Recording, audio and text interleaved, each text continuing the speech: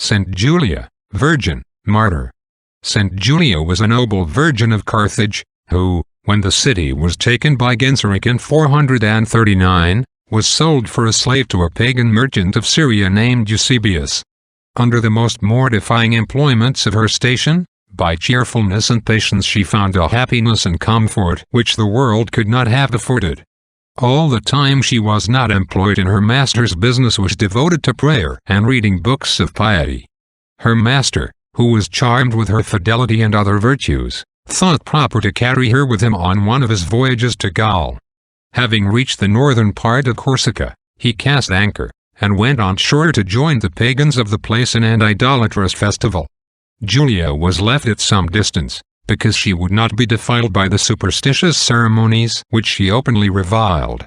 Felix, the governor of the island, who was a bigoted pagan, asked who this woman was who dared to insult the gods.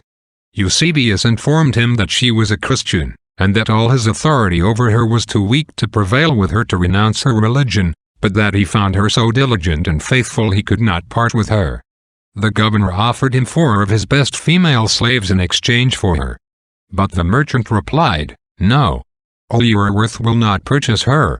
For I would freely lose the most valuable thing I have in the world rather than be deprived of her."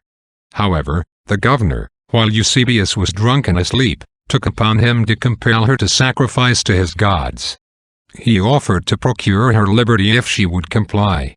The saint made answer that she was as free as she desired to be as long as she was allowed to serve Jesus Christ.